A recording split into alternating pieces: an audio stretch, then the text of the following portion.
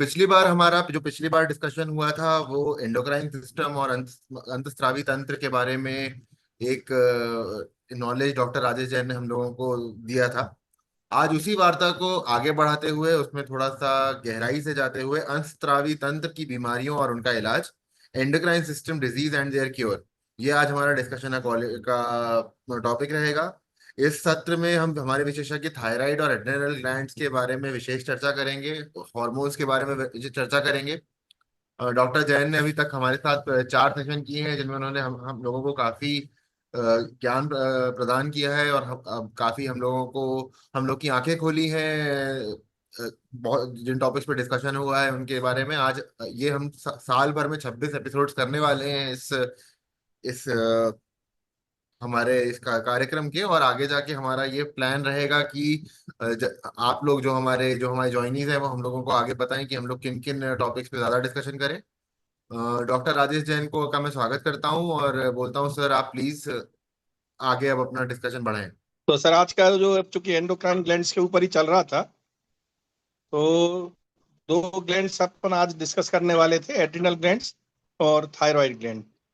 तो adrenal glands तो जैसे पिछली बार ही बात हुई थी, किडनी के जस्ट ऊपर रहती है, इसको सुप्राइनल ग्लैंड्स भी बोलते हैं और एड्रिनल ग्लैंड्स भी बोलते हैं। और इसके दो पार्ट रहते हैं कोई भी एड्रिनल ग्लैंड्स के, cortex and medulla adrenal gland के। तो कॉर्टेक्स पार्ट जो रहता है वो बाहर की तरफ रहता है, मेडुला अंदर की तरफ रहता है। तो इसे तीन तरह के उसमें 3 जोन में बांट देते हैं इनको। तो वो सब तो डिटेल हो जाएगी, मगर उससे ज्यादा बेहतर ये रहता है कि इससे कॉर्टेक्स जो है उसमें अलग तरह के हार्मोन्स निकलते हैं और मेडुला से अलग तरह के हार्मोन्स निकलते हैं। तो जो एड्रिनल कॉर्टेक्स रहता है वो 90% पार्ट जो रहता है कॉर्टेक्स के रूप में होता है। उसके 3 जोन होते हैं, जोना ग्लोमेरुलोसा, जहाँ से कि खासकर मिनरलोकॉर्टिकॉइड्स निकलते हैं, जिनको एल्डोस्टेरोन जैसे, जो कि हमारे शरीर में सोडियम पोटेशियम बैलेंस, जो ब्लड प्रेशर जो है वो हमारे एल्डोस्टेरोन से काफी नियमित होता है, रेगुलेट होता है। और कई दवाइयाँ जो रहती हैं जो सोडियम स्पेयरिंग होती हैं, कुछ पोटेशियम स्पेयरिंग होती हैं, और कुछ दवाइयाँ जो रहती है सोडियम पोटेशियम दोनों को फेंकती है, जैसे फ्रूसेमाइड या लेसिक्स जिसको सामान्य तौर पे बोलते हैं। और जो ट्राइमेट्रीन और जो स्पाइरोलेक्टिन होते हैं वो पोटेशियम को बचाती है, पोटेशियम स्पेयरिंग डाययूरेटिक्स होते हैं। इसका की भी इंपॉर्टेंस, हम मेडिसिन की भी बात करेंगे उसमें हमको मालूम पड़ेगा। और इसके बाद एक जोना फेसिकुलेटा, मतलब जो ग्लोमेरुलोसा फिर जोना फेसिकुलेटा, जो 3 पार्ट में हम जो बोल रहे थे कॉर्टेक्स के बारे में, तो उससे जो है ग्लूकोकॉर्टिकॉइड्स लाइक कॉर्टिसोल निकलते हैं। और कॉर्टिसोल जो है बॉडी के मेटाबॉलिज्म, एंटी इंफ्लेमेटरी और स्ट्रेस हार्मोन, ये तीनों चीजों के लिए इसको कवर करने का कॉर्टिसोल का रहता है। और एक तीसरा पार्ट होता है सर जोना रेटिकुलेरिस, जिसको हम प्रोड्यूस एंड्रोजन, जिसको सेक्स हार्मोन्स बोलते हैं। और जिससे सेकेंडरी सेक्सुअल कैरेक्टर, कई बार आप देख कई उम्र के बड़े लड़के हो जाते हैं और उनके कई मूछें नहीं आती, कई बार महिलाओं जैसा चेहरा, महिलाओं जैसी बातचीत, आवाज उनकी पतली रहती है। और कई महिलाओं के आप देखें कि कई बार उनको मूछें वगैरह आ जाती, हर्सटिज्म जिसको बोलते हैं, और दाढ़ी मूछों में बाल आ जाना, आवाज मोटी होने से कई बार कहते हैं कहीं आदमी बोल रहा है क्या। तो ये जो है तो सेक्स हार्मोन जिनको हम बोलते हैं, यानी एंड्रोजन्स होते हैं, ये सब एड्रिनल के ही काम होते हैं। तो ये 3 पार्ट में जिस तरह से हमने बात की कि जोना ग्लोमेरुलोसा, जोना फेसिकुलेटा, जोना रेटिकुलेरिस। इसके बाद जो एड्रिनल मेडुला, जिसको मात्र 10% भाग रहता है, 90% कॉर्टेक्स में आ जाता है, 10% उसमें आता है। और जो कि न्यूरल क्रेस्ट सेल जो पैदाइशी जो रहती है न्यूरल क्रेस्ट, उनसे अपना मेडुला बनता है। और उससे कैटेकोलोमिन्स, खास करके जिन हम जब भी बात करते हैं एड्रिनलिन नॉर एड्रिनलिन की, तो कैटेकोलोमिन्स जो होते हैं वो वहां से सीक्रेट होते हैं।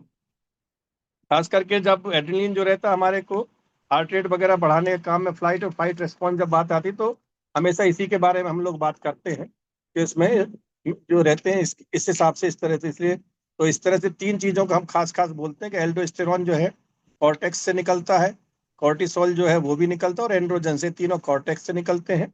और एड्रिनलिन और मेडुला से निकलता है, नॉरेड्रेनालिन मेडुला से निकलता है। अब इनका कार्य क्या रहता है, तो इसके ऊपर में यही रहता है कि एल्डोस्टेरॉन ब्लड प्रेशर को और सोडियम पोटेशियम को मेंटेन करने का काम रहता है। कॉर्टिसोल का मेटाबॉलिज्म, और खास करके स्ट्रेस में जो रहता है, स्ट्रेस और जो शरीर में सूजन वगैरह आती है तो कई बार आपने देखा होगा स्टेरॉइड देना पड़ते, तो वो दे आर द कॉर्टिसोल, कई तरह के रहते हैं उसमें, जो आजकल आर्टिफिशियल हार्मोन्स देने की जरूरत पड़ती है मरीज को। जो बीपी लो होता है तो उन्हें हाइड्रोकोर्टिसोन लगाई है, या कई बीमारी ऐसी हो जिसमें कोर्टिसोल लॉन्ग समय तक चलता है। एलर्जी वाले लोगों को भी कोर्टिसोल देना पड़ते हैं। तो इनका काम इन्फ्लेमेशन कम करना, स्ट्रेस को कम करना, मेटाबॉलिज्म को करना। ऐसे एंड्रोजन सेक्सुअल डेवलपमेंट के एड्रेनलिन जो है, जब हमारी हार्ट रेट बढ़ जाती है, खास करके जब भी कोई स्ट्रेसफुल सिचुएशन आती है, तो आप देखें हमारे हृदय गति एकदम तेज धड़कने लगती है। उस टाइम जो है एड्रेनलिन रिलीज होता है, और एड्रेनलिन के कारण ही हमारे शरीर में कई बार एक्स्ट्रा एनर्जी जो आती है, तो एक्स्ट्रा एड्रेनलिन जब सिक्रीशन होता है बॉडी में, जो फाइट करने की ताकत आती है, लड़ने की शक्ति, वो हमको एड्रेनलिन ही देता है। और नॉर एड्रेनलिन जो रहता है वो भी मेडुला से निकलता है। कॉर्टेक्स से 3 हार्मोन्स की बात चली थी, मेडुला से 2 तरह का एड्रेनलिन और नॉरलिन। तो इसका काम वेसो कंस्ट्रिक्शन और ब्लड प्रेशर बढ़ाने का रहता है। तो इस तरह से एड्रिनल ग्लैंड के बारे में जो हम बात करते हैं, तो एक तो ये हो गया कि 4-5 ग्राम की एक ग्लैंड होती है, दोनों किडनी के ऊपर पाई जाती है। और सुप्रारीनल भी इसीलिए बोलते हैं, एड्रिनल भी इसी को, सुप्रारीनल मतलब रीनल के एबव, इसलिए सुप्रारीनल। साइंस एंड अब इसके बाद एड्रिनल डिसऑर्डर्स की जो बात चलती है, क्योंकि हम और आपका मेन उद्देश्य ये रहता है कि ये सब तो ठीक है एनाटॉमी फिजियोलॉजी, बट इससे बीमारियां कौन सी होती है, उनका बचाव का क्या तरीका रहता है। तो सबसे पहले तो जब बहुत ज्यादा शरीर में कोर्टिसोल लेवल इकट्ठा हो जाता है, तो उसको हम कुशिंग सिंड्रोम बोलते हैं। कुशिंग सिंड्रोम में आप देखिए कई लोगों का बहुत ज्यादा शरीर बहुत ज्यादा मोटा हो जाता है, गर्दन के ऊपर एक हम्प टाइप की, मतलब काफी कुबड़ टाइप की निकल आती है, चर्बी जिसको इकट्ठी हो जाती है, उसको बफेलो हम्प बोलते हैं हम लोग। और चेहरा बिल्कुल बहुत मोटा था, बिल्कुल चेहरा गोल हो जाता है, चांद सा चेहरा जिसको बोलते हैं। और चांद सा चेहरा वो नहीं होता, वो बीमारी के कारण से होता है, और खास करके इसको हम कशिंग सिंड्रोम बोलते हैं। और एक्स्ट्रा जो बॉडी में बहुत ज्यादा कोर्टिसोल सीक्रेट होता है, तब इस तरह की बीमारी होती है। इसके बाद इसके साथ कई बार चेहरे जब शरीर इतना मोटा होता है तो खाल स्ट्रेच होने लगती है। इसके कारण जब वो बार बार खाल स्ट्रेच होती है, फिर कम होती है, तो स्ट्राई टाइप के आ जाते हैं। आपने जब लेडीज को डिलीवरी वगैरह हो जाती है, नॉर्मल डिलीवरी, आपने वो पेट के ऊपर एक अलग तरह के चकत्ते निशान टाइप के, जिनको हम स्ट्राई बोलते हैं, स्ट्राई ग्रेविडेरम बोलते हैं चूंकि डिलीवरी वाले। पर इसमें जो रहते हैं स्ट्राई आते हैं पर्पल टाइप के कलर के होते हैं, जिससे डायग्नोस्टिक होता है कि ये जो है एड्रिनल हार्मोन्स के कारण, सीक्रेशंस के कारण से, कोर्टिसोल के एक्स्ट्रा होने के कारण से ये स्ट्राई आ रहे हैं। फिर इसके बाद इनसे ब्लड प्रेशर बढ़ता है, कोर्टिसोल ज्यादा होता है तो डायबिटीज भी बढ़ जाती है। ये कसिंग सिंड्रोम में हड्डियां बहुत कमजोर हो जाती हैं, क्योंकि कोर्टिसोल लेवल से जो ज्यादा होता है तो शरीर की हड्डियां कमजोर होने लगती हैं। और साथ में मरीज को एंग्जाइटी, और साथ में जो सबसे बड़ी चीज है, नींद नहीं आने की बीमारी कोशिंग सिंड्रोम के मरीजों को ज्यादा होती है। तो कोशिंग सिंड्रोम जो सामान्य तौर पे यदि आप देखते हैं कि आदमी सामान्य एक तो मोटापन होता है, और एक पैथोलॉजिकल ओबेसिटी होती है। पैथोलॉजिकल ओबेसिटी मतलब सामान्य से अतिरिक्त या सामान्य से अधिक जो होती है, वो वाली ओबेसिटी में डॉक्टर लोग हमेशा, आप देखिए, वो हमेशा क्रचिंग सिंड्रोम के सस्पेक्ट के ऊपर जांच करने की कोशिश करते हैं। फिर एक बात एक होता है, मरीज बिल्कुल दुबला पतला होता चला, सूखता चला जाता है, थकान होती, जरा ज्यादा काम भी नहीं कर पाते और थकान होने लगती, तो उसमें कोर्टिसोल लेवल की जब बॉडी में कमी हो जाती है तो एडिशंस डिजीज बोलते हैं सर उसको। और जब एक्स्ट्रा होता है तो उसको हम लोग कशिंग सिंड्रोम बोलते हैं। तो इसमें लो बीपी होने लगता है, सोडियम पोटेशियम की कमी होने लगती है, वेट लॉस होने लगता है। और इतनी ज्यादा कमी हो जाती है सोडियम की कि वो करीब 115-120 के आसपास सोडियम लेवल, तो ऊपर से एक्स्ट्रा सोडियम या सोडामिन टेबलेट, या कई बार उनको नॉर्मल सेलाइन 3% भी लगाने पड़ती है, यदि कोई इमरजेंसी आ जाती है तो उसमें ऐसा करना पड़ता है। और इसके बाद जो एक फियोक्रोमोसाइटोमा करके बीमारी होती है, ये भी एड्रिनल के अंदर एक ट्यूमर हो जाता है, गठान टाइप की बनती है, उससे हाइपर सीक्रेशंस होने लगते हैं, एड्रेनलिन और नॉरेड्रेनलिन। तो उससे आपने देखा सडन हाइपर टेंशन शूट होता है ना, आदमी पहले नॉर्मल रहता है और अचानक मरीज का बीपी पहले नॉर्मल, अचानक बहुत ज्यादा शूटिंग टाइप का बीपी बढ़ जाता है, सिर दर्द, दिल की धड़कन बढ़ना, और शरीर में पसीने पसीने होना, पैनिक अटैक कई बार चढ़ना, ओवर एंग्जाइटी रहना। तो उसमें सस्पिशन जो है फियोक्रोमोसाइटोमा एड्रिनल ट्यूमर के ऊपर उसमें शक जाता है। और ब्लड प्रेशर की भी, जब खासकर यंग एज में जो ब्लड प्रेशर हाई होते हैं, उसमें रीनल और सुपरारीनल और ये सब सभी चीजें, थायराइड रूल आउट करना पड़ते हैं। तो इस तरह से रीनल सुपरारीनल ग्लैंड के बारे में जब हम बात करते हैं, तो एड्रिनल के बारे में हमको इस तरह से बात करना पड़ेगा। एक शब्द होता है एड्रिनल फटीग जिसको बोलते हैं। यदि हम प्रॉपर नींद नहीं लेते हैं, जो आप कई बार हम लोग बात करते हैं, और अभी हम उसमें बचाव के बारे में भी जब बात करेंगे तो हम अपने आप बात आएगी। जब हम प्रॉपर नींद नहीं लेते हैं तो हमारे सुप्रारीनल ग्लैंड्स को आराम नहीं मिल पाता है, और आराम नहीं मिल पाता है तो उसके शरीर से, यानी एड्रिनल ग्लैंड से एक्स्ट्रा हार्मोन सीक्रेट होता है, उसके अंदर जो है थक जाता हुआ है, उनको हार्मोन्स को सीक्रेट करते हैं, तो एड्रिनल फटीग में चला जाता है, जैसे यानी अब हमसे काम नहीं हो रहा है, अपन एग्जॉस्ट हो गया भैया हमारे से। तो इस तरह से हार्मोन ग्लैंड जो रहती है वो भी अपने आप में कई बार एग्जॉस्ट हो जाती हैं, उसको एड्रिनल फटीग, उसमें एक्स्ट्रा मरीज को जब बिल्कुल थक जाता है, मतलब उठने बैठने की भी हिम्मत उसकी नहीं बचती है, और उनको नींद ज्यादा आने लगती है, सोडियम की कमी होने लगती है। इस तरह से ये सब चीजें होती हैं। तो ये आप जो सुपररिनल ग्लैंड्स के बारे में ये 3 डिजीज हमने जो बात की, कचिंग सिंड्रोम, एडिसन सिंड्रोम, फियोक्रोमोसाइटोमा, इसके साथ एड्रिनल फटीग के बारे में बात की। तो अब इसके बारे में जब बात चलती है कि भाई डायग्नोस्टिक्स या टेस्ट के, तो सामान्य से टेस्ट होते हैं। इसमें कॉर्टिसोल लेवल की जांच करी जाती है, और इसमें एसीटीएच लेवल मिल जाता है, 24 आवर यूरिन जो रहती है उसका कॉर्टिसोल लेवल देखा जाता है, और डेक्सामेथासोन सप्रेशन टेस्ट होता है, जिसमें एक्स्ट्रा डेक्सामेथासोन देकर के कचिंग सिंड्रोम के लिए डायग्नोस्टिक होता है, और ACTH stimulation test for Addison disease के लिए होता है। और फिर आजकल जो कि सीटी एमआरआई वगैरह बहुत ज्यादा आसानी से उपलब्ध है, एड्रिनल ट्यूमर यदि फियोक्रोमोसाइटोमा के बारे में सस्पिशन है कोई और के बारे में, तो हमको सीटी एमआरआई से काफी कुछ इंफॉर्मेशन मिल जाती है।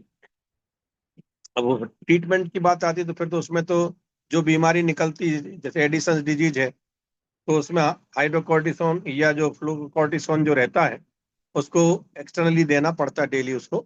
और कचिंग सिंड्रोम है तो या तो यदि ट्यूमर है तो उसमें सर्जरी करना है, और नहीं तो जो बॉडी में स्टेरॉइड करने का जो है, स्टेरॉइड कम करना पड़ेंगे, रिड्यूस द स्टेरॉइड्स, यदि किसी मरीज को एक्सटर्नली दे रहे हैं।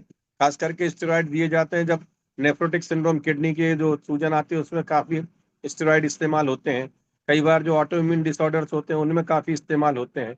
कई बार जो एलर्जी वगैरह, आर्टिकेरिया वगैरह, उसमें भी कई बार स्टेरॉइड डॉक्टर कुछ दिनों को लिखता है, मगर चूंकि मरीज को आराम हो जाए तो मरीज लगातार लेने लगता है। या ब्रोंकियल अस्थमा के जो मरीज रहते हैं, श्वास के मरीज, उनमें भी वो काफी दिनों तक स्टेरॉइड लेने के कारण से बॉडी में कचिंग सिंड्रोम जैसे फीचर डेवलप होते हैं, इसलिए उनका रिड्यूस स्टेरॉइड का डोज रिड्यूस करना पड़ता है। फियोक्रोमोसाइटोमा में तो यदि बीपी कंट्रोल करने के बाद उसकी सर्जरी ही होती है, कि कोई भी ट्यूमर यदि टाइम पे हम निकाल देते तो उससे काफी जल्दी आराम मिल जाता है।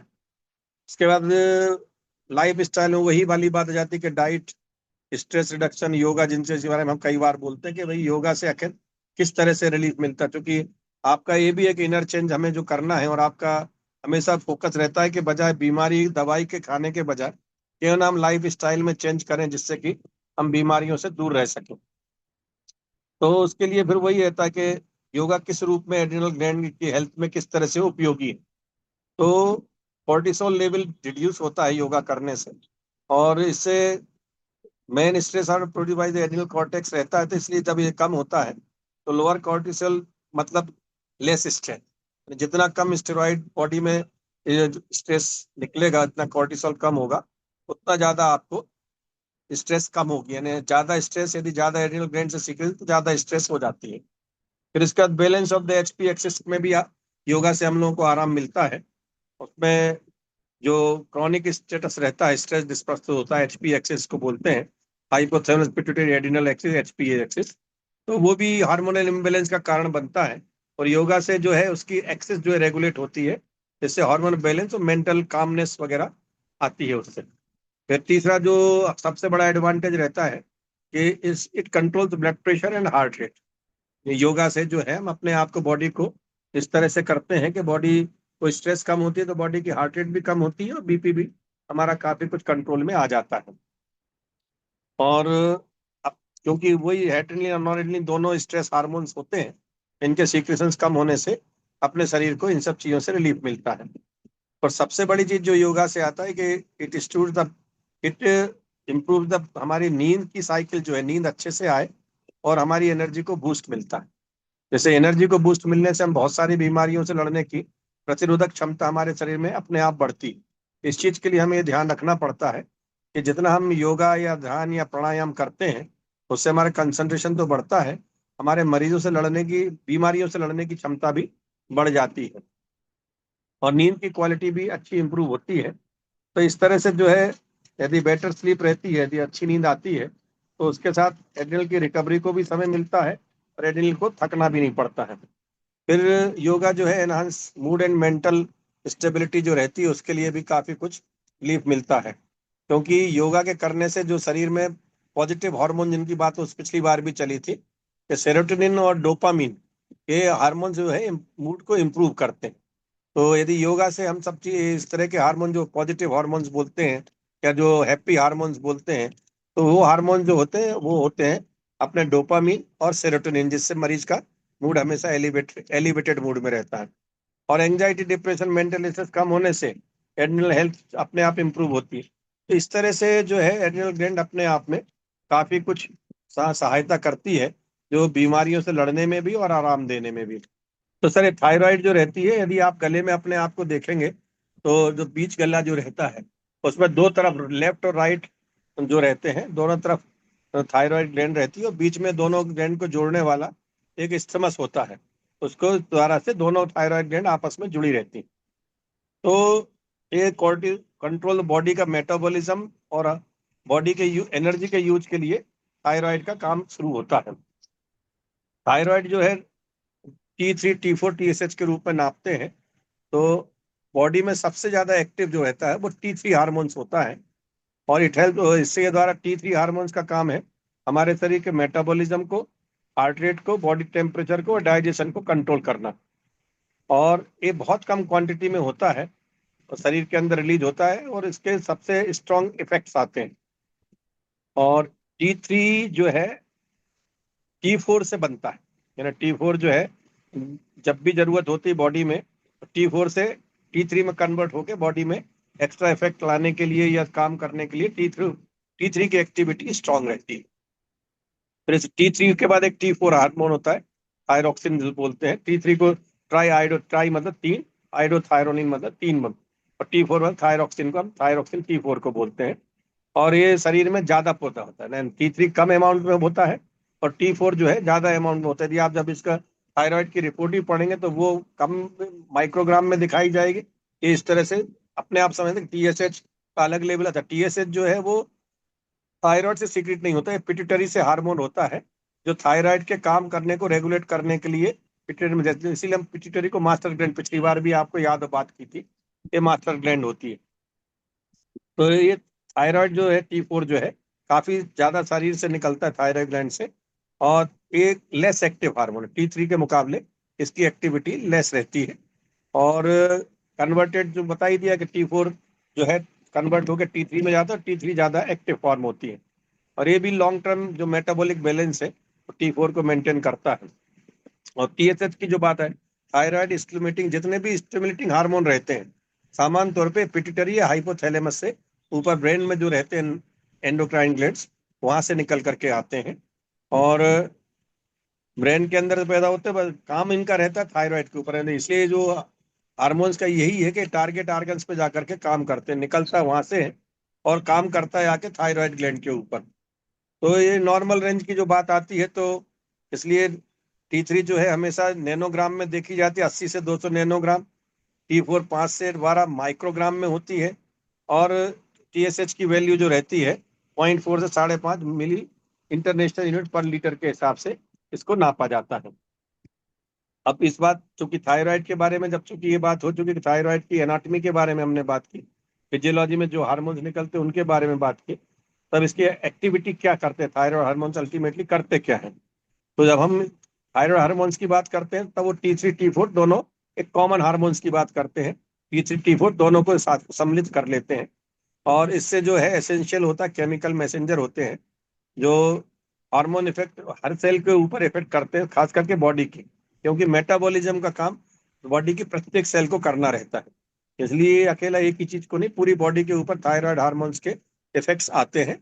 और ये BMR को इंक्रीज करता है, यानी जितना ज्यादा थायराइड हार्मोन T3 T4 ज्यादा होंगे, आदमी की बेसल मेटाबॉलिक रेट जिसको BMR बोलते हैं वो ज्यादा रहेगी, क्योंकि वो एक्टिविटी मतलब हीट भी ज्यादा प्रोड्यूस करेंगे, एक्टिविटी भी ज्यादा प्रोड्यूस करेंगे, और बॉडी को काम करने के लिए लड़ने की ताकत भी ज्यादा देते हैं T3 T4।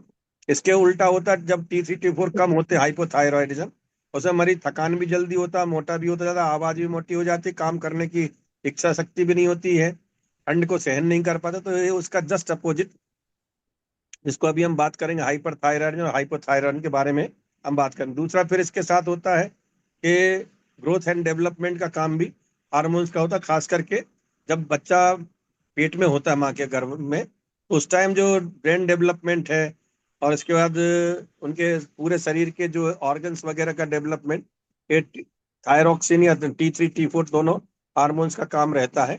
कई बार देखिए जब बच्चे पैदा होते हैं तो कई बार क्रेटिन के रूप में होते हैं, वो जब थायराइड की डेफिशिएंसी हो जाती है हार्मोन्स की, तो थायराइड काफी कम होने से बच्चों में कंजेनाइटल डिफॉर्मिटी के रूप में जब पैदा होते हैं तो इस तरह के क्रेटिनिज्म वगैरह की बीमारी निकल के आती है हाइपोथायराइडिज्म में। और बच्चे यदि IUGR इंट्रायूटेराइन ग्रोथ रेट जो रहती है, जो रेशियो जो है वो कम हो जाता है, हाइपरथायराइड और हाइपोथायराइड बच्चा ओवरवेट हो जाता है। तो इस तरह से जो चीजें ग्रोथ एंड डेवलपमेंट के लिए बहुत जरूरी होता है थायराइड हार्मोन। इसके बाद ब्रेन डेवलपमेंट और फीटल के जो चाइल्डहुड है, जितना ब्रेन का डेवलपमेंट के साथ साथ शरीर के जितने और भी ऑर्गन्स हैं उनमें थायराइड का काफी बड़ा रोल रहता है। बॉडी टेम्परेचर कंट्रोल भी थायराइड का, जैसे हमने बोला हर सेल के ऊपर थायराइड हार्मोन काम करते हैं। और इसका ऑक्सीजन कंजम्पशन चूंकि हर सेल्स के ऊपर काम करते हैं, बॉडी हीट प्रोड्यूस करते हैं, इसलिए थायराइड हाइपर थायराइडिज्म का आदमी जो होता है, यदि उसके पास आप बैठेंगे तो उसकी बॉडी में ज्यादा टेम्परेचर, सामान्य से ज्यादा टेम्परेचर, आदमी बहुत गर्म सा महसूस होता है कि हाथ लगाओ कहते हैं अरे आपका हाथ बहुत गर्म है। तो ये कई बार फीचर्स हाइपर थायराइडिज्म के होते हैं। इसके बाद हार्ट एंड कार्डियोवास्कुलर फंक्शन में हार्ट रेट और कार्डियक आउटपुट को भी थायराइड हार्मोन कंट्रोल करते हैं। और डाइजेशन फंक्शन तो है ही उसका अपने आप में, पेट की मोटिलिटी, जो आंतों के मूवमेंट रहते हैं डाइजेस्टिव ट्रैक्ट के, तो थायराइड हार्मोन उसको कंट्रोल करते हैं। यदि थायराइड हार्मोन ज़्यादा बॉडी में हो जाते हैं तो हमें बार बार दस्त लगने की शिकायत होने का डर रहता है, क्योंकि वो एक्टिविटी बढ़ा देते हैं। और यदि हार्मोन्स हमारे कम हो जाते हैं, इसको हाइपोथायराइड, तो मरीज को कॉन्स्टिपेशन, हाथों के मूवमेंट भी कम हो जाते हैं, इससे मरीज को कॉन्स्टिपेशन शुरू हो जाता है। इसका डाइजेस्टिव फंक्शन के बारे में हम बात कर ही चुके हैं। मसल्स एंड बोन हेल्थ के लिए थायराइड हार्मोन बहुत ज्यादा जरूरी होता है, क्योंकि ये मसल स्ट्रेंथ और जो टोन है वो थायराइड हार्मोन्स के साथ मेंटेन होती है। बोन का टर्नओवर भी जो है थायराइड हार्मोन से रेगुलेट होता है, साथ में शरीर की ग्रोथ जो रहती है वो भी थायराइड हार्मोन से होता है। रिप्रोडक्टिव सिस्टम के बारे में नॉर्मल मेंस्ट्रुअल साइकिल और फर्टिलिटी, यानी जनन के बच्चे जनने की क्षमता जो है, फर्टिलिटी, ये भी आपके थायराइड हार्मोन्स कवर करते हैं। और हेल्दी प्रेगनेंसी और हेल्दी फीटल डेवलपमेंट के लिए बॉडी में थायराइड हार्मोन का बराबर होना जरूरी होता है। और ये भी चीज आपने देखी होगी, जिनके थायराइड हार्मोन यदि कम होते हैं तो उनके अलर्टनेस काफी कम रहती है, जो उनको हम हाइपोथायराइड के मरीज बोलते हैं।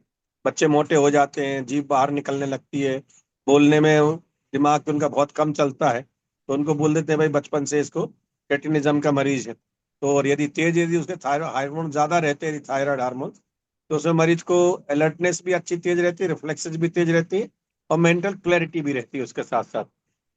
इसलिए मेंटल, जो हमारे मूड के चेंज वगैरह, स्टेबिलिटी ऑफ मूड वगैरह है, इसके लिए भी थायराइड हार्मोन का काफी बड़ा रोल रहता है। इसके बाद प्रोमोट हेल्दी स्किन, हेयर भी एंड नेल्स भी जो है थायराइड से मेंटेन होते हैं। यदि थायराइड की कमी हो जाती है तो हमारी स्किन रफ हो जाती है, टोट टाइप की स्किन जिसको हम बोलते हैं। तो ये देखा जाए तो हम जब शरीर की बात करते हैं तो from foot to to, to to head, और पूरे शरीर की एक एक सेल के ऊपर थायराइड हार्मोन जो है वो सब जगह एक्ट करते हैं। अब इन्हीं की बात जब आ जाती है थायराइड की बीमारियों के बारे में, तो हार्मोन्स की कमी से जो बीमारी होती है ज्यादा से होती है। तो जब हार्मोन्स की कमी होती है तो T3 T4 हार्मोन जब शरीर में कम होने लगते हैं तो TSH बढ़ता है, क्योंकि वो पिट्यूटरी से कमांड भेजता है कि हमको हार्मोन्स की जरूरत ज्यादा है। तो जो हाइपोथायरॉयडिज्म जो मैं बोल रहा था कि अंडर एक्टिव जब थायराइड हो जाती है तो थायराइड ग्लैंड तो बड़ी हो जाती है, मगर उससे हार्मोन्स का प्रोडक्शन कई बार कम हो जाता है, जिसको हम ग्वाइटर भी या घेंगा रोग भी बोलते हैं, जो आयोडीन की कमी से भी हो जाता है।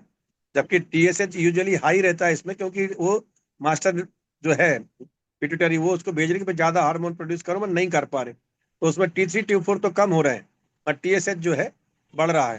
तो इसके हॉशिमोटो थायराइटिस में भी जो रहता है कॉमन कॉजेज आयोडीन डेफिशिएंसी से होता है।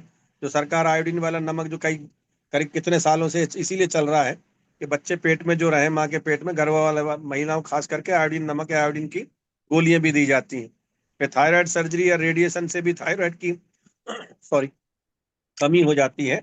और कंजेनाइटल फ्रॉम बर्थ जो रहता है, फिर थायराइड कई बार अनडेवलप्ड या कम डेवलप्ड, या तो कई बार जहाँ थायराइड होना चाहिए वहां ना हो के दाएं बाएं कहीं पे भी अलग जगहों पे हो जाता है। तो इस तरह से बहुत सारी चीजें हैं जिनके अंदर हम हाइपोथायराइडम के मरीज हो जाते हैं। इसमें खास करके जो सिम्टम्स होते हैं, यानी मेन चीज है कि हम पहचाने, तो पहचाने कैसे कि हाइपोथायराइड का मरीज है। तो उसके लिए जो रहता है, एक तो वेट गेन, वजन तेजी से बढ़ना शुरू हो जाता है, कब्ज शुरू हो जाती है, पेट में कब्ज होती है, लेटरिन साफ नहीं होती है, 2 2 3 3 दिन तक कई बार मोशन नहीं होते हैं। फिर जरा भी ठंड में उनको बहुत ज्यादा ठंड लगने लगती है, कोल्ड इंटॉलरेंस जिसको हम बोलते हैं।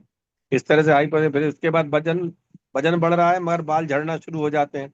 हाल जो है ड्राई स्किन, जो बाहर यदि आप हाथ फेरेंगे तो सामने शरीर के ऊपर एक जो चिकनाहट होती है, नरमाहट होती है, वो स्मूथनेस वो नहीं मिलेगी। इसके बाद मरीज हमेशा डल डिप्रेशन में बना रहता है। हार्ट रेट भी उनकी, हाइपोथायराइड वालों की स्लो हार्ट रेट हो जाती है, ब्रेडिकार्डिया इसको बोलते हैं। और पीरियड जो होते हैं इरेगुलर हो जाते हैं, और साथ में हैवी ब्लीडिंग होने लगती है। तो इस तरह से जब हम देखते हैं तो थायराइड की कमी से, इतने हाइपोथायराइड में जब हो जाते हैं थायराइड की कमी से, उसमें इतने सारे सिम्टम्स होते हैं। कई बार मरीज को जो है मिक्सोडीमा या उसमें कोमा तक में मरीज को जाने के कई बार चांस हो जाते हैं, जिसमें मरीज की मृत्यु तक होने की संभावना बनी रहती है। अब आजकल वो दवाई की वाली बात तो ऐसा है कि जो आयोडीन वगैरह फोर्टिफाइड जिस चीजों को दे रहा है वो है, थायराइड की गोलियां वगैरह काफी कुछ आ रही हैं जो बाजार में उपलब्ध रहती हैं। वो दवाइयों से ये बीमारी काफी कुछ ठीक हो जाती है। तो ये तो हुआ अभी जब हमारी अंडर एक्टिव थायराइड, यानी हमारी थायराइड कम काम कर रही थी, जिसके कारण के हाइपोथायराइड। अब जब एक्टिविटी बढ़ जाती है थायराइड ग्लैंड की, तो T3 T4 तो बढ़ने लगते हैं, नॉर्मल से ज्यादा हो जाते हैं, और TSH कम होने लगता है।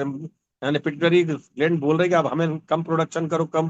बच्चों की थायराइड ग्लैंड ओवर प्रोडक्शन करती है, तो उसको हम लोग हाइपर थायरॉयडिज्म, कई बार उसको ज्यादा जब कंडीशन में है तो ग्रेव्स डिजीज भी उसको बोलने लगते हैं। तो उसमें सामान्य तौर से ग्रेव डिजीज जो होता है ऑटो इम्यून डिजीज होता है, शरीर में अपने खुद की रिएक्शन, बॉडी अपने आप को रिएक्शन करती है, अपना शरीर ही अपने आप को फॉरेन बॉडी समझे, उसको ऑटो इम्यून डिजीज बोलते हैं। कई बार थायराइड नोड्यूल हो जाता है, कोई थायराइड के अंदर कोई छोटी सी गठान डेवलप हो जाए तो उसको नोड्यूल, या थायराइड कैंसर वगैरह, एक्सेस आयोडीन लेने लगे बॉडी में तो उसमें भी एक्स्ट्रा थायराइड हार्मोन प्रोड्यूस होने लगते हैं। अब इसमें सिम्टम जो होते हैं इससे जस्ट अपोजिट होते हैं।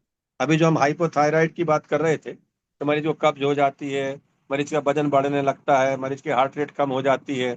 तो इसके अपोजिट यदि समझ लें कि मरीज को बहुत बार बार मोशन जाना पड़ रहा है, वजन धीरे तेजी से कम हो रहा है, आदमी जरा जरा सी बात में चिढ़ने लगता है, दिल की धड़कन बहुत ज्यादा बढ़ जाती है, तो ये सब फीचर्स जो होते हैं हाइपर थायरॉयडिज्म के फीचर्स होते हैं, जिनसे कि हमको इन दोनों डिफरेंस में टोटल अपसाइड डाउन है, यानी जो इसकी पिक्चर है उसके just opposite of the hyper thyroidism की पिक्चर रहती है। तो फिर जब इस तरह की चूंकि दोनों बीमारियां होती हैं तो इसके डायग्नोस्टिक तो आजकल हर आदमी सामान्य तौर पे जो है T3 T4 TSH की जांच तो सामान्य तौर पे ही सब लोग कराने लगे हैं, और उनकी रिपोर्ट से हमको एक डायग्नोस करने में बड़ी आसानी होती है कि मरीज को हाइपोथायराइडिज्म है, हाइपर थायराइड, यूथायराइडिज्म है, नॉर्मल थायराइड है, तो डिटेक्ट करना बहुत आसान हो जाता है।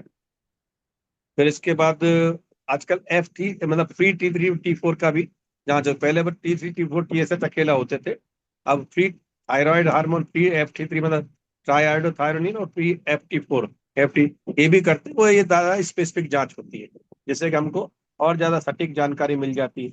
और इसके साथ साथ जो है एडिशनल टेस्ट जो भी करना, एंटीबॉडी के टेस्ट करे जाते हैं, जिससे कि भाई एंटीबॉडी मतलब शरीर की खुद के ऊपर रिएक्शन होने के थायराइड एंटीबॉडी टेस्ट होते हैं कई बार, और जिससे कि टेस्ट होता है कि भाई ऑटो इम्यून थायराइड की बीमारी तो नहीं है, जैसे हाशीमोटो या ग्रेव डिजीज के बारे में। तो उसमें थायराइड परऑक्सीडेज एंटीबॉडीज होती हैं, फिर थायरोग्लोबुलिन एंटीबॉडीज होती हैं, थायराइड का फिर TSH रिसेप्टर एंटीबॉडीज होती है, इसके कारण से जो थायराइड जो है रेस्पॉन्ड नहीं कर पाता है।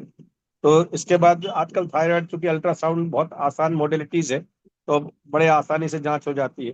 फिर radio active iodine uptake test भी होता है, RAAI बोलते हैं, रेडियो एक्टिव आयोडीन अपटेक। तो इससे कि आयोडीन और थायराइड में कितना एब्सॉर्प्शन हो रहा है, और ये डायग्नोसिंग होता है ट्यूमर्स के बारे में, जो थायराइड, तो थायराइड स्कैन भी आजकल होते हैं। तो इस तरह से देखा जाए तो जांचें तो बहुत सारी तरह की उपलब्ध हैं, मगर मेन चीज होती है कि शुरू ही लक्षणों को यदि पहचान लिए जाए इन बीमारियों के, तो इन बीमारियों को कंट्रोल करना और उनको ठीक करना डॉक्टरों के लिए भी आसान होता है, मरीज को भी कम दिनों में जल्दी रिजल्ट मिलना शुरू हो जाते हैं। तो इस तरह से अब थायराइड T3 T4 TSH के हार्मोन्स के बारे में बात हो गई। थायराइड से जो हार्मोन पैदा होते हैं T3 T4 होते हैं, TSH जो है पिट्यूटरी से होता है। एड्रिनल के बारे में ग्लूकोकॉर्टिकॉइड, मिनरलोकॉर्टिकॉइड, कॉर्टिसोल और सेक्स हार्मोन्स वगैरह ये सब वहां से प्रोड्यूस होते हैं। एड्रिनल नॉर्मली, तो इस तरह से एड्रिनल ग्लैंड से 5-6 तरह के हार्मोन, थायराइड ग्लैंड से सामान्य तौर पे 2 तरह के हार्मोन्स निकलते हैं। तो दवाइयाँ तो फिर वो सामान्य तौर पे डॉक्टर कितने बीमारी किस रूप में है उसके हिसाब से उसको डिपेंड करता है।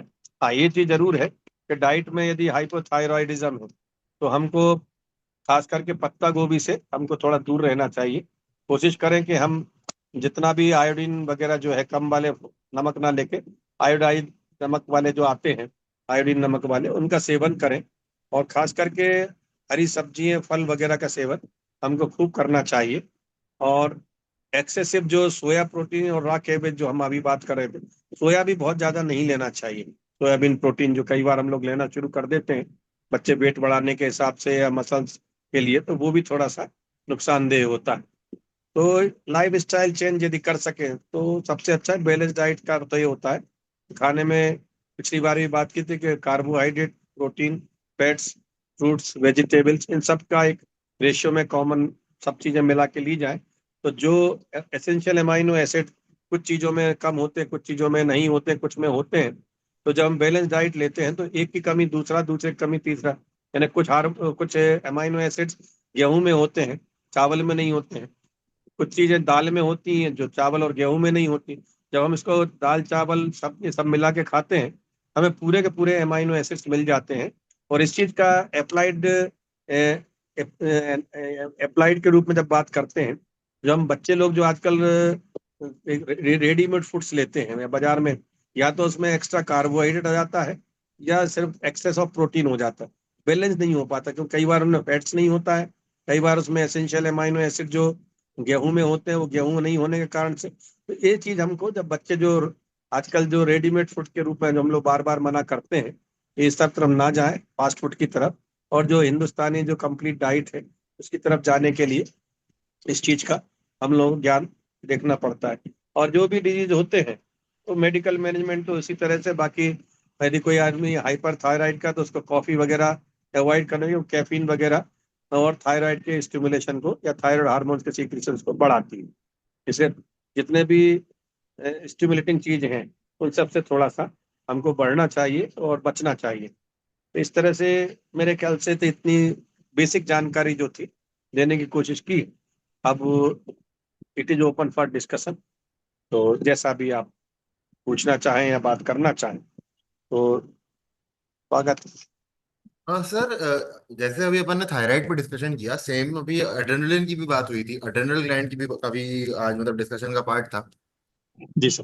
तो मतलब एड्रेनलिन जो हार्मोन है वो तो मतलब एक इसको स्ट्रेस से या आपकी फिजिकल परफॉर्मेंस से कई बार मतलब बेसिकली अगर मैं अपनी पर्सनल वो बताऊं, पर्सनल एक्सपीरियंस, तो एग्जाम के आखिरी 15 मिनट में जब 3 क्वेश्चन बचे रहते हैं तो जो एड्रेनलिन आता है, या फिर आप कोई स्पोर्ट खेल रहे हैं और एकदम एक ओवर में 10 रन चाहिए, आपके हाथ में बॉल है या बैट है, तो एक जो हार्मोन आता है, तो एड्रेनलिन हार्मोन मतलब उससे इज इट समथिंग वो काइंड ऑफ आपको बूस्ट देता है, आपका फाइट ऑफ फ्लाइट रिस्पॉन्स कराता है? उस पर एक थोड़ा सा आप 5 मिनट का एक अगर मुझे बता। नहीं नहीं, देखिए अभी वही वाली बात है कि ये जो हार्मोन्स रहते हैं ये एड्रिनल से सीक्रेट होते हैं।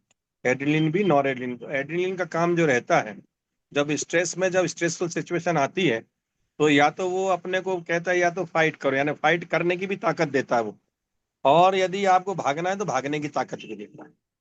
यानी फाइट एंड फ्लाइट जो कहते हैं ना, कि या तो फाइट कर लो या फ्लाइट, मतलब भाग जाओ भैया।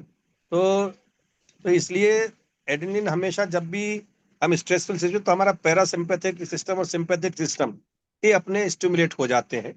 और जब ये स्टिमुलेट होते हैं तो हार्ट रेट बढ़ना, बीपी बढ़ना, पसीने आना, घबराहट होना, तो ये सब चीजें एक साथ होती हैं।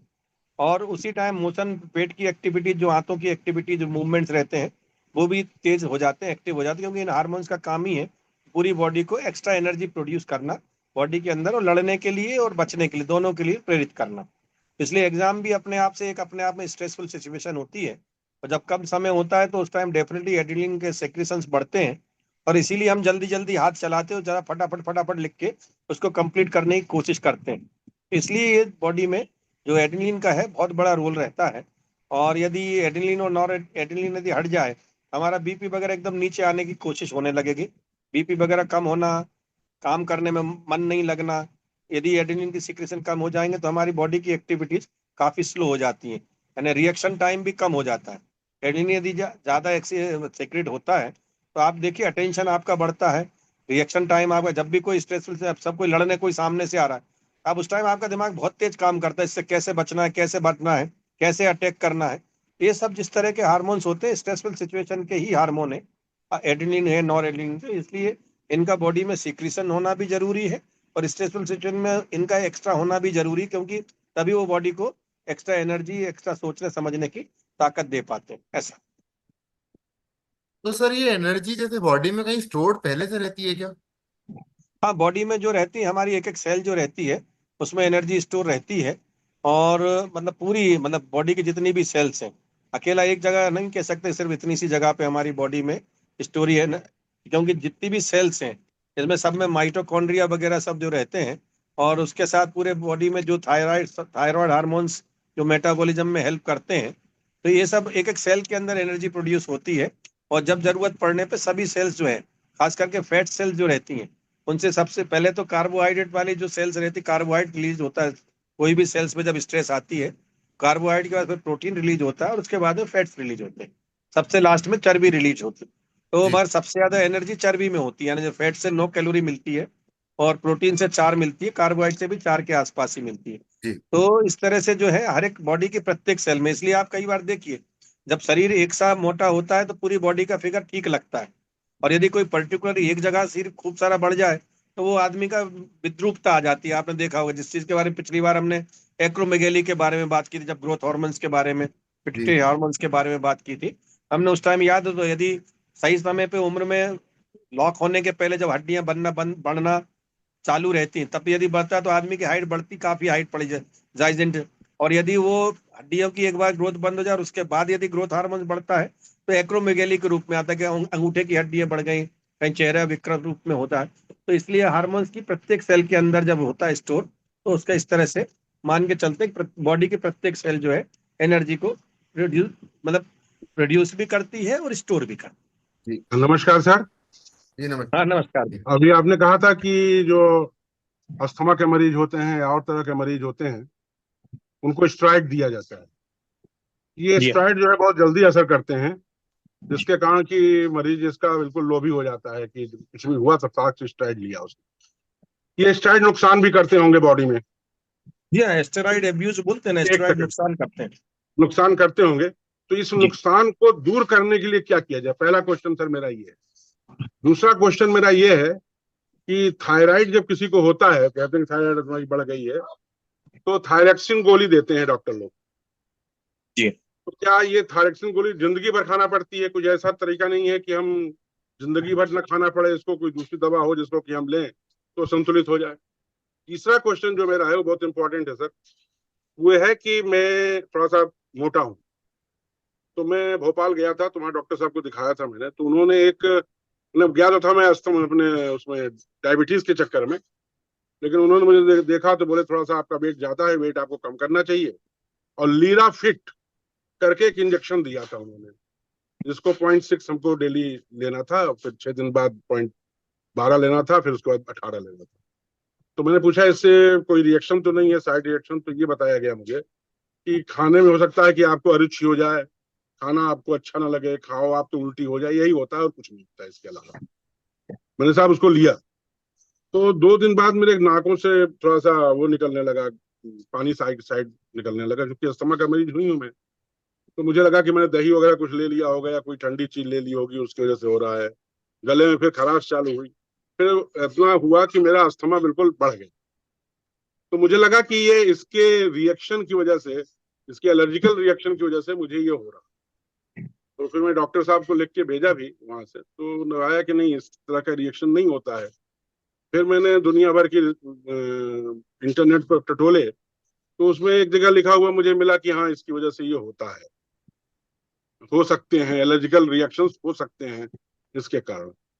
तो मैं यही पूछना चाह रहा हूँ कि क्या इस दवा से एलर्जिकल रिएक्शन हो सकते हैं या मेरा ये कंफ्यूजन ही है? ये तीसरा क्वेश्चन सर। तो पहला प्रश्न तो आपका था कि अस्थमा में जो स्टेरॉइड यूज होता है, जी तो वो डॉक्टर तो कुछ दिनों के लिए लिखता है, ये बात आप लोग अच्छी तरह समझ लें। ये हाँ, गांव वालों के लोगों के साथ भी प्रॉब्लम है और शहर वालों के साथ भी प्रॉब्लम है। सबके साथ सभी क्योंकि समस्या। क्योंकि ये जैसे ही स्टेरॉइड बॉडी को देते हैं इमरजेंसी में, वो हम्म। वेल बीइंग इफेक्ट्स और एकदम से रिएक्शन वगैरह एकदम खत्म हो जाती है, मरीज को सांस वगैरह लेने में आराम मिल जाता है, तो मरीज सोचता है इट इज वंडरफुल ड्रग। तो हम्म। वंडरफुल ड्रग तो है, डेफिनेटली है, तभी डॉक्टर लोग इसको इस्तेमाल करते हैं। मगर वंडरफुल ड्रग के उसके टाइम ड्यूरेशन होते हैं कि इसको डॉक्टर ही डिसाइड करता है 10 दिन तक हाई डोज में। एक्चुअली क्या होता है, स्टेरॉइड का हमेशा एकदम बंद नहीं किए जाते, टेपर ऑफ किए जाते हैं। इसका रूल्स ही जी। रहता है। तो एक और तो टेपर टेपर ऑफ, आप करते हैं, हाँ, टेपर अगर आप करते 40 mg है तो फिर उसको 10 दिन बाद 30 mg करेंगे, फिर उसको 25 mg करेंगे, फिर भी ऐसे करके करीब डिपेंड करता है कितने, यदि हायर डोज से है तो उसका टेपर ऑफ धीरे धीरे होके बंद होगा। कम डोज में यदि शुरू किया है तो वो जल्दी टेपर ऑफ हो जाता है। तो हैं। बगैर जी। टेपर ऑफ के यदि हम करने की कोशिश करते हैं तो flare up of the disease हो जाता है एकदम से, फिर से अस्थमा का अटैक है, या जोड़ों का दर्द है, या कोई बॉडी में कोई रिएक्शन है, जैसे कि रूमेटाइड आर्थराइटिस है, या पोली आर्थराइटिस नोडोजा है, या एसएलई है। ऐसे जो ऑटो इम्यून डिसऑर्डर्स रहते हैं वो सडनली फिर से बॉडी के अंदर रिएक्ट करना शुरू हो जाते हैं, और उस डर के मारे मरीज को तकलीफ होने लगती है, तो फिर से वो स्टेरॉइड को फुल डोज में शुरू कर देता है। और जब लंबे समय तक स्टेरॉइड लिए जाते हैं तो जो कशिंग सिंड्रोम जिसके अभी हम लोग बात कर रहे थे, कि शरीर में मोटापन आ जाना, मसल्स कमजोर हो जाना, सूजन आ जाना, बॉडी की एक्टिविटीज कम हो जाना, यानी मोटा तो हो रहा है मगर लेथार्जिक हो रहा है, मांसपेशियों में फूल जरूर रही है मगर वो सब मायोपैथी में मतलब कमजोर होती चली जा रही, कई बार मसल बस्ट भी हो जाती है। इसलिए जी। मेरा एक कहना रहता है कि हमको जब स्टेरॉइड की बात चलती है तो स्टेरॉइड डॉक्टर के निर्देश अनुसार ही लेंगे, तो वो दवाई हमारे लिए अमृत का काम करेंगी। तो यदि हम अपने हिसाब से लेंगे तो वो दवाई जहर का काम भी कर देंगी। ये आप नहीं, हमेशा मान के चलिए। मेरे पूछने का मतलब दूसरा सर ये था दूसरा कि प्रश्न ये आपका स्टेरॉइड था, नुकसान तो करती होगी, तो उस नुकसान को दूर करने की कोई दवा आती है कि नहीं आती? नहीं, नुकसान को दूर करने की दवा तो आती है, मगर वो अलग से दवा नहीं होती। स्टेरॉइड के जो आजकल नए नए स्टेरॉइड्स आ गए जिनके साइड इफेक्ट्स कम होते हैं, पहले जो स्टेरॉइड आते थे वो स्टेरॉइड ज्यादा तेज होते थे, उनके साइड इफेक्ट्स भी ज्यादा होते थे। अब नई ड्रग्स जो आ रही हैं तो उन ड्रग्स के साथ जो ड्रग साइड इफेक्ट्स कम है और उनके इफेक्ट्स के साथ हम उनको इस्तेमाल कर सकते हैं। तो ठीक है सर। मगर टेपर ऑफ तो उनको भी करना पड़ता है। आप पेपर सोचो कि आप तो करना उनको ही पड़ता है, पेपर टेपर आप तो ऑफ करना तो उनको भी करना पड़ता है। तो ड्रग रिड्यूस करते हुए, फिर यदि अस्थमा है तो दूसरे जो ब्रोंकोडायलेटर्स हैं जो भी हैं उनकी ड्रग्स का डोज धीरे धीरे बढ़ाते हुए, और उसको इस तरह से मेंटेन किया जाता है कि स्टेरॉइड का जरूरत खत्म हो जाए। मगर जब भी जी। कोई एक्यूट स्टेज होती है फॉर टाइम बीइंग के लिए हमको स्टेरॉइड देना पड़ते हैं। तीसरा प्रश्न आपका था दूसरा, कि थायराइड में थायरॉक्सिन लेते हैं, क्या कोई ऐसी दवाई है जो कि हमेशा के लिए थायराइड में जब हम थायरॉक्सिन लेते हैं तो इसका हर इसलिए 6 महीने या 3 से 6 महीने के बीच में फिर से जांच कराई जाती है। तो थायराइड का लेवल दवाई के साथ करते करते नॉर्मल की तरफ आने लगता है तो वैसे भी डोज धीरे धीरे कम कर दिया जाता है। दूसरी चीज हमने अभी बात चली थी कि हम यदि अपनी लाइफ स्टाइल बदलते हैं, प्राणायाम है, ध्यान है, योगा है, घूमने फिरने जाना है, इन सब चीजों का एक पॉजिटिव इफेक्ट बॉडी पे आता है।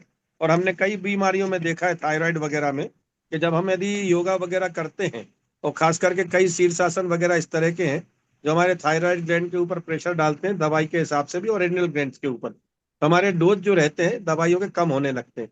इसलिए हिंदुस्तान के हर चीज में आपने देखा होगा दिन की शुरुआत आराधना और प्रार्थना से ही होती है, ध्यान जी। से होती है। और जी। ये अपने आप में बताता है कि भगवान की तो हमने नाम ले लिया है, मगर अपने आप को योग से या अपने आप को ध्यान से जोड़ने की वो कला डेवलप करते हैं जिससे कि हम इस चीज को कर सकें। तो थायराइड के डोज काफी जल्दी रिड्यूस भी होते हैं, और कई बार मरीज का बिल्कुल दवाई बंद भी हो जाती है। कई मरीजों को हमने देखा है इनकी थायराइड की डिजीज धीरे धीरे कंट्रोल होते होते दवाई का डोज की जरूरत पड़ती नहीं जी। तीसरा ओलिरा फिट सर। ये तो 0.6 कोई ml। भी ड्रग के साइड इफेक्ट, तो देखिए कोई भी ड्रग के साइड इफेक्ट्स हो सकते हैं और ये पर्सन टू पर्सन वेरी करते हैं। समटाइम सामान्य तौर पे सिंपल एलर्जिक रिएक्शन जो होती हैं वो किसी भी ड्रग के शुरुआती दौर में हो सकती हैं और धीरे धीरे वो खत्म हो जाती हैं। इसको हम लूपस टाइप की रिएक्शन बोलते हैं, या थोड़ा नाक से पानी आना, सर्दी, ये कई बार दवाइयों के साइड इफेक्ट्स में होता है। मगर कई बार किसी किसी मरीज को तो साइड इफेक्ट्स आते हैं, किसी को बिल्कुल भी नहीं आते। ये बॉडी का अपना अपना इम्यून सिस्टम होता है और अपने अपने शरीर की ताकत है, इसके ऊपर बहुत कुछ डिपेंड करता है। ठीक है sir, thank you sir, thank you sir. बहुत बहुत धन्यवाद सर। डॉक्टर साहब, एक छोटा सा प्रश्न जो मेरे मन में आया था, जो मेरे ख्याल से मैंने कभी आज से 5-7 साल पहले किसी एक इंटरनेशनल सिंपोजियम में एंडोक्राइन सिस्टम पर चर्चा सुन रहा था मैं। जी तो वो जो डॉक्टर थे, जो स्पेशलिस्ट थे, उनका कहना था कि endocrine system create internal environment in the body, internal environment है। और यदि ये सिस्टम आपका ठीक से काम कर रहा है तो कोई भी आपकी लाइफ स्टाइल संबंधी डिसीज नहीं हो सकती। All the life style disease start from the endocrine system. तो ये कितने हद तक की सच है, और हम कैसे अपने इस एंडोक्राइन सिस्टम को कंप्लीट को ऑर्डर में रख सकते हैं। डिसऑर्डर तो हो ही जाता है, ऑर्डर में रखने के लिए क्या कोई तरीका है कि हम इसको ऑर्डर में रख सकें? इसमें हमारी रूटीन का क्या इम्पैक्ट है और हमारी डाइट का क्या इम्पैक्ट है, how they are related? Sir, यदि हम चीजें ऑर्डर में रखते हैं अपने आप को, यदि डिसिप्लिन वे में रखते हैं अपने आप को, तो जो आप internal system of the body बात कर रहे हैं, तो हमारे अपने आप में डिसिप्लिन वे में लाइफ रहेगी, तो सब चीजें डिसिप्लिन वे में रहेंगी, चाहे वो हार्मोन्स हो, चाहे बॉडी की ग्रोथ हो। और जब हम अपने खुद को इनडिसिप्लिन कर लेते हैं, चाहे वो अब इनडिसिप्लिन हर चीज में हो सकता है, आहार के रूप में हो सकता है, नहीं घूमने के रूप में हो सकता है, स्ट्रेस है, काम का वर्क प्रेशर है, ये बहुत सारी चीजें जो एक्सटर्नल एनवायरनमेंट से हम अपने इंटरनल एनवायरनमेंट के ऊपर इफेक्ट डालते हैं। तो एक्सटर्नल एनवायरनमेंट को हम जितना स्मूथिंग बनाए, उससे ज्यादा बेहतर है कि हम अपने इंटरनल एनवायरनमेंट को या आंतरिक संरचना या आंतरिक जो वातावरण है उसको सुधार सकें। तो आपका 100% सच है कि बहुत सारी चीजें जो बीमारियां हैं वो हमारे इंटरनल एनवायरनमेंट का जब डिस्टरबेंस होता है तो शरीर में आ जाती है। और इनका कारण सबसे बड़ा एक्सप्लेनेशन जो हम आपको कई बार बात चलती रही हमारी पिछले और अपने 3-4 एपिसोड से, कि जब भी बॉडी में कोई भी चीज रिएक्ट करती है जिससे हम बॉडी हमारी, चाहे वो मानसिक रूप पे रिएक्ट करते हैं, शारीरिक रूप में रिएक्ट करे, पर इफेक्ट तो बॉडी होती है। और बॉडी में हमेशा बीमारियां दो तरह की होती हैं, आधी और व्याधि। इसको एक मानसिक बीमारी को बोलते हैं हम लोग आधी, और शारीरिक बीमारी को हम लोग बोलते हैं व्याधि। तो आधी और व्याधि दो रूप में शरीर के अंदर रोग आते हैं। और जब मानसिक रोगों की बात चलती है, हार्मोनल डिजीज के बारे में बात चलती है, या एक्सटर्नल डिजीज के, यदि हम कहते हैं आज हमें वायरल फीवर भी होता है, तो वायरस तो पूरे दुनिया में घूम रहे हैं, आपके चारों तरफ भी अभी बैठे हैं और मेरे चारों तरफ भी हैं। अब हमारे बॉडी का इम्यून सिस्टम हमारा कितना अच्छा है उसके ऊपर डिपेंड। जैसे कोरोना की बात करें, जो अभी लेटेस्ट बात थी, फिर से जैसे कोरोना सिर उठा रहा है, तो अभी उस रूप में बात करें, तो कोरोना का virus everywhere it is available, हर जगह दौड़ रहा है, हमारे और आपके वातावरण में लगातार मौजूद है। अब यदि हमारा बॉडी सिस्टम अच्छा है, इंटरनल भी, हार्मोनल भी, और बाहर एक्सटर्नल भी, एक्सटर्नल से मतलब हमारा खान पान जो रहता है उसको हम एक्सटर्नल बोलते हैं, इंटरनल जो हमारे हार्मोन सीक्रेशंस होते हैं और जो हमारी मानसिक दशा होती है हम उसको इंटरनल बोलते हैं, तो हमको कुछ नहीं होगा। और इसका सबसे बड़ा उदाहरण जो रहता है वो डॉक्टर्स होते हैं कि इतने कैंसर के, टीबी के, कोरोना के, सब तरह के मरीज देखते हैं, इसके बाद ही वो बीमार नहीं होते, जबकि उन्हीं बीमारियों के बीच में वो लगातार रहते हैं। यानी बीमारियों के बीच में रह के भी डॉक्टर को बीमारी नहीं होती, उसका कारण रह रहता है सर हम लोगों का बॉडी का इम्यून सिस्टम जो है थोड़ा थोड़ा बीमारी, जैसे टीबी के बीमारी के मरीज देख रहे हैं, टीबी के कीटाणु थोड़े थोड़े हमारे शरीर में आके हमको एंटीजन एंटीबॉडी रिएक्शन होते होते हमारे बॉडी में उस बीमारी, जो आप जो चेचक के टीके की खोज का तरीका वही था, उसका कारण ही वही था जो साल्क ने खोजा था कि चेचक कैसे होती है और किस तरह से वो इंजेक्शन उसका जो जानवर के उनने उसको लेकर के लगाया, तो देखा कि इसके बाद वो बीमारी नहीं होती। ये कोई भी जो वैक्सीनेशन की बात आती है, तो हमारी खुद के बॉडी सिस्टम में हम बाहर से बीमारी को कम अमाउंट में अंदर डाल रहे हैं, और उस बीमारी के जिसको हम एंटीजन बोलते हैं उसके अगेंस्ट में हमारे शरीर लड़ती है, और उससे एंटीबॉडी जो बॉडी में प्रोड्यूस होती है वो बीमारियों से लड़ने की क्षमता को डेवलप करती है। तो एनवायरनमेंट में हर तरह के कीटाणु मौजूद है, यदि हमारा इम्यून सिस्टम कमजोर है तो हमारे अंदर सभी तरह की बीमारियां घर कर सकती हैं।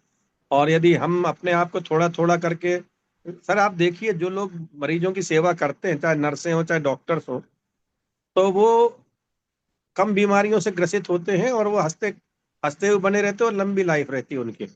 ये नहीं कह रहा हूँ कि डॉक्टर जल्दी नहीं मरते हैं, आजकल तो हर व्यक्ति, छोटे से बच्चे, आज की अखबार में है कि एक बच्चा स्कूल से खेल के आया, बैडमिंटन खेल के आया, कोई टेबल टेनिस खेल के आया, सडनली कार्डियक अरेस्ट हुआ, they we are dead on the spot, गिरे और मर गए। तो मगर फिर भी यदि हम अपने खान पान के ऊपर में बार बार जो स्ट्रेस देता हूँ हमेशा, कि खान पान जो है, खान पान दिन में रखें, शुद्ध आहार रखें, शाकाहार के ऊपर ज्यादा से ज्यादा फोकस करें, क्योंकि शाकाहार में इस तरह की सब्जियां, मसाले वगैरह जो हैं हमारे बॉडी में एंटीऑक्सीडेंट, एंटीबॉडीज, ये सब प्रोड्यूस करने की उनमें अलग से विशेष क्षमताएं होती हैं। लीफी वेजिटेबल्स जो रहती हैं बॉडी के अंदर, फाइबर डाइट तो कैंसर से लड़ने में सहायता करती हैं। जो हमारे मसाले हैं वो हमारे जो हार्मोन सीक्रेशंस वगैरह उसको बैलेंस करने में काम करते हैं, चाहे वो जायफल हो, चाहे आपका हींग हो, चाहे धनिया हो, चाहे मिर्ची हो। सर हर इवन इसके बारे में, इलायची बहुत बड़ी औषधि है अपने आप में, काली मिर्च बहुत बड़ी औषधि है। तो इस तरह के जो हिंदुस्तान जो मसालों का देश था, और दुनिया में यहाँ मसालों के लिए ही डच लोग या दूसरे लोग आए थे हमला करने को, कि हम हिंदुस्तान से मसालों को लेकर के जाएं। और आज भी यूरोपियन कंट्रीज के साथ साथ गल्फ कंट्रीज में सबसे ज्यादा मसाले ही यहाँ से जा रहे हैं। तो मसाले के अंदर बहुत सारे एंटीऑक्सीडेंट और ट्रेस मिनरल्स, ट्रेस एलिमेंट्स मौजूद रहते हैं। यदि और साथ में यदि हम भोजन अपने सही समय पे नियमित भोजन करें, और भोजन के साथ साथ यदि हम अपने एक्सरसाइज के ऊपर ध्यान दें, और एक्सरसाइज के साथ साथ यदि हम योगा और ध्यान योग, आप तो हर हफ्ते आपका कठिन उपसद या इसके ऊपर आप जब लेते तो ये आप बॉडी का इम्यून सिस्टम ही तो डेवलप कर रहे हैं सब, और हार्मोन्स को रेगुलेट कर रहे हैं। जो एक्स्ट्रा हार्मोन सीक्रेट होते हैं उनको रोकने के लिए सर जो आपके 5 दिन के कार्यक्रम होते हैं, कई बार 7 दिन के कार्यक्रम होते हैं, मनोहर दुबे साहब का पूरा रोल ही इसी चीज के ऊपर है।